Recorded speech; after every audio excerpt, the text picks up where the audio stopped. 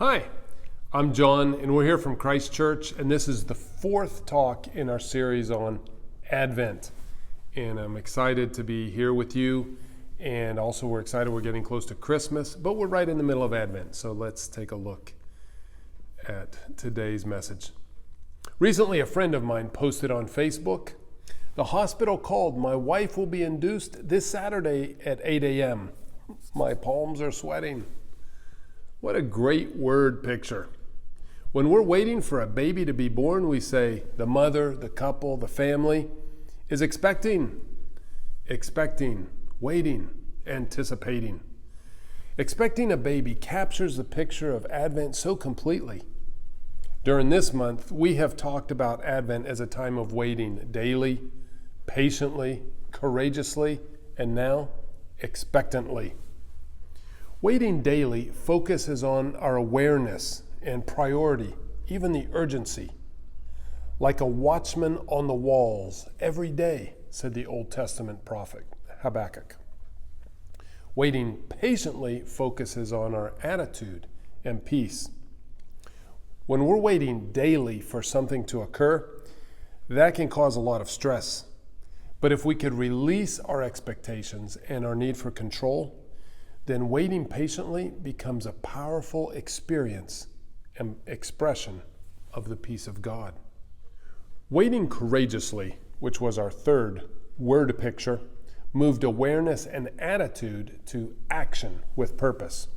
When someone waits courageously, they have a strong confidence or faith in the ultimate outcome. We have said that Advent is the season of waiting, anticipating, daily, patiently, courageously, and now expectantly. But where does the confidence come from? What is the powerful, compelling purpose that motivates us or moves us to intentional attitudes and actions? Well, these are good questions. Each week, we keep repeating that Advent is a season that should not be confused with Christmas, which is an event. Advent invites us to reflect on ourselves and our hearts. Advent is still more about spiritual reflection. Now, Christmas could also be about spiritual reflection, but it's really evolved into more of a cultural reaction.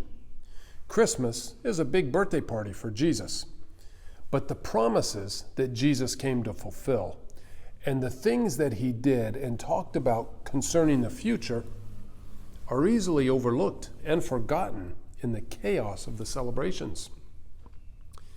Christmas could be the silent night, as the famous song says, but it usually is not. Christmas will come this year with as much suffering and crisis around the world as we have ever experienced in all of human history. Christmas will also come with some degree of conflict and chaos in many, perhaps most, of our homes. Christmas will also come with unresolved guilt, fear, shame, sadness, anxiety that we had last year as well, and for some reason we're still carrying around in our hearts. Many of these emotions are hidden under layers of anger and frustration. Some are deadened or numbed by easily available medications. And wait a moment. Is that some frustration or anxiety you're beginning to experience right now because the tone of this message is feeling dark and heavy? I wonder why this makes you feel the way you're feeling right now. Our mission at Christ Church is to encourage and equip you to follow Christ wherever you are and to experience his power and presence and peace in your life. I believe that if you will learn how to read your Bible, reflect, and respond, you will begin to experience God speaking and guiding your life in incredible ways. You will begin to frequently experience the joy of Christmas as you always hoped that you would. Does that make sense? Advent and Christmas are really just like fireworks and smoke, unless they point us to a greater reality and help us to understand the promises of God that we're reading about in the Bible. Now, a really amazing part of the Bible is the book of Isaiah. Well, not all of Isaiah, which is 66 chapters long, and I mean really long and not too encouraging for the first 39 chapters. I don't really recommend you read it unless you found some help and a study guide to orient you to the text. Basically, it was written about 700 years before Jesus. And so the culture, the way of thinking, everything is very different from the way we think today. I mean, Isaiah is way before the Romans. Isaiah goes back even before the Greeks. Isaiah is like way back in history. The kingdom of Judah, that's where Isaiah was the small southern part of what had originally been the nation of Israel before the Civil War. Now the northern kingdom of Israel has been destroyed, and the southern kingdom, Judah, is right in the middle between another growing Egyptian empire just to the south, and to the north, a more violent empire that's called Assyria that is growing and developing. The kingdom of Judah is stuck right in the middle of the trade routes and basically survives because it's so small and inconsequential. But let's go back to Isaiah. Starting in chapter 40, he begins to remind his audience, the people of Judah, of all the ways that God has intervened for good on their behalf. He makes a strong case for their ignorance and unbelief, and a compelling case for the faithfulness, justice, and mercy of God. By chapter 64, Isaiah is super inspired and inspiring. Let's look together at chapters 64, verses 3 and 4. In the middle of this discourse, Isaiah is talking about God, and he says, "For when you did awesome things that we did not expect, you came down and the mountains trembled before you. Since ancient times, no one has heard, no ear has perceived, no eye has seen any God besides you, who acts on behalf of those who wait for him." Let me read that again. "For you did awesome things that we did not expect. You came down and the mountains trembled before you.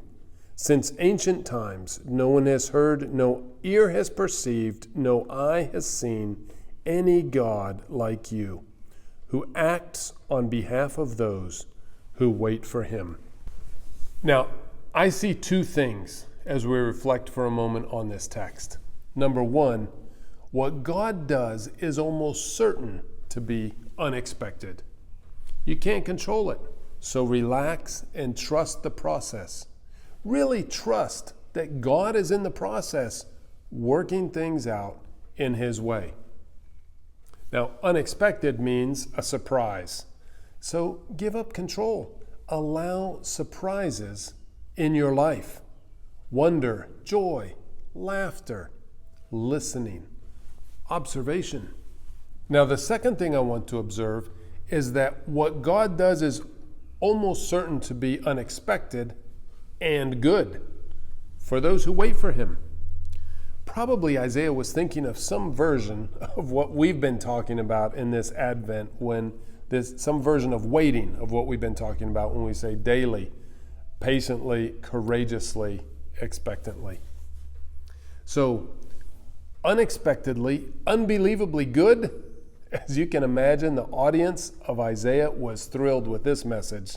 The people of Judah studied and determined that he was announcing a Messiah who would be born unexpectedly and who would be so unbelievably much better at life than anyone could imagine. He would lead his people in rebellion against foreign powers. He would restore the kingdom, the country, to greatness. He would ensure economic growth, dynamic trade, and all the bad people would be punished and banished. Meanwhile, all the good people would go from good to better. Now, by the way, let me just point out here, bad people generally tends to mean the sorts that you don't like or you disagree with. And good people tends to mean the people you probably agree with and you would like to spend time with them. Well, the people studying this and reflecting on this were so happy they began to make plans. Plans mean expectations. And in the planning, the mystery is lost. The mystery was lost. And the expectations brought back the anxiety, the desire to control. Everything was on the wrong path. By the time Jesus came and said he was the Messiah, hardly anyone could even understand. They remembered Isaiah, but they were completely confused. They had learned to interpret Isaiah in the wrong way. Now, I'm not trying to say that I know now or that I would have known then, but the fact is I live now, and I'm fascinated to read what Isaiah wrote 700 years before Christ. The Apostle Paul was also fascinated by this text, and he quoted the very same text when he wrote to the Corinthian church, 1 Corinthians chapter 2, verse 9.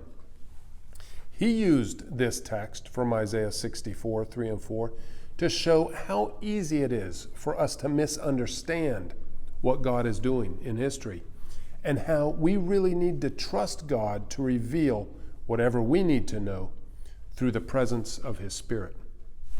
A broader study of Scripture and of church history shows us that Christians have generally listened and looked for God's guidance by studying the Scriptures in a community of diverse people who trust God, follow Christ, listen with open hearts and minds. They love God and people, and they serve with humility and generosity. This is such a simple message. At the same time, Isaiah 40 to 66 is so majestic and awe-inspiring.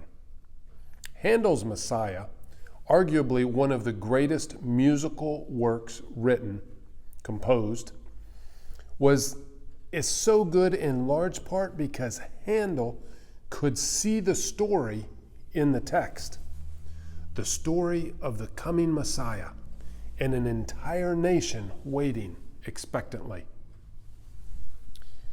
Jesus was the Messiah, unexpected and beyond everyone's craziest imaginations.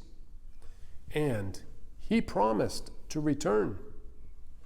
People, again, are often trying to plan it, to control it. They want to figure it out, take out the mystery, and then sell us their theories. But Jesus said, "Don't worry. Do not be anxious. Nobody knows, no one knows when the time will be right. Only God the Father knows." Jesus told His people, "If you believe in God, believe also in me." After the resurrection, Jesus appeared to Peter and James in person. He revealed Himself to Saul, later Paul, in a blinding vision. He revealed Himself to John the Apostle through a series of dreams. All of them wrote letters about it, which were widely distributed throughout the Roman world during their own lifetimes. They all talked about Advent. They didn't call it Advent, but they did call it waiting expectantly, daily, patiently, courageously.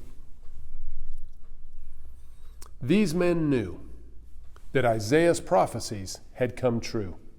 They knew that they had experienced the power of God's healing in their hearts that had been filled as well with shame and doubt and fear and anxiety. They knew that the words of the prophet could guide us, like the Bethlehem star guided the shepherds and guided the Magi. The same star guided those who were near and those who were far.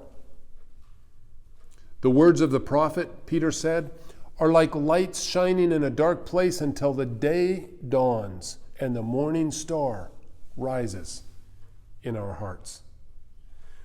Christmas is coming in 2020 on the eve of December 24th. It's a celebration of a historical event. But Advent, the season that we're in, it will be gone before you know it. But like any season, you can carry it in your heart.